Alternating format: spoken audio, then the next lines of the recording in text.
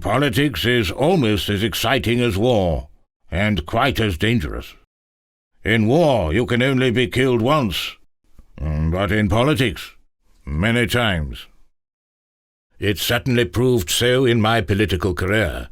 I rose and fell, found myself in and out of government, and even changed parties, twice. I had been Home Secretary, Secretary for War and Air, and Chancellor of the Exchequer.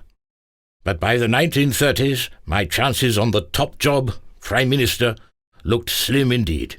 I was out of favour, in the wilderness, and the government did not listen to my opinions. But the more I studied the history of my great ancestor, the first Duke of Marlborough, the more I was inspired to speak out.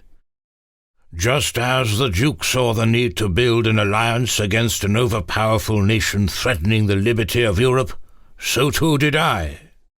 In his day, that enemy was King Louis XIV's France. In mine, it was Adolf Hitler's Germany.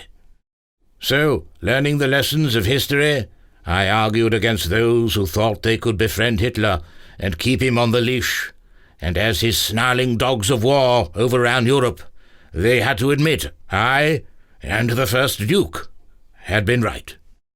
As a result, in 1940, I was invited to become Prime Minister. Hitler was poised to invade. It was Britain's darkest hour.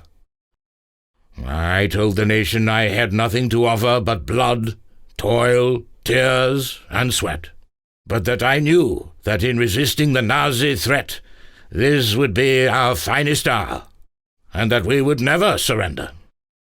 And we did not, so that 4 years later, the tide had turned. It was time to push the enemy back, to plan an invasion of German-occupied France, and to launch it on the 6th of June 1944, D-Day. For this, I drew on all the lessons I had learned from history, from the first Duke of Marlborough, and from his great military victories, most of all at the Battle of Blenheim in 1704.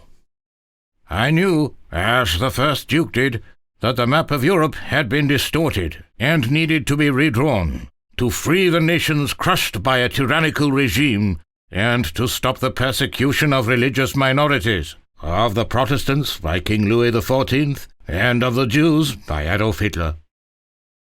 I realized, as the first Duke had, that we had to rally allies to our cause.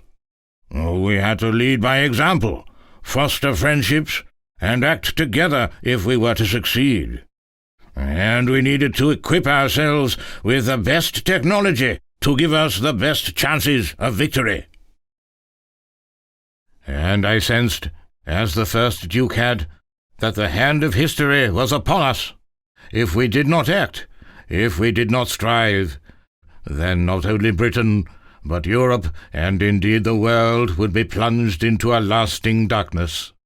We both knew we had to discover the enemy's battle plans, while deceiving them as to our own.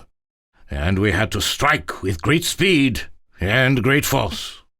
The Battle of Blenheim and D-Day proved the success of our strategies. And slowly but surely, the final victory in war was ours. 2 Churchills, 2 centuries apart, the architects of 2 great victories.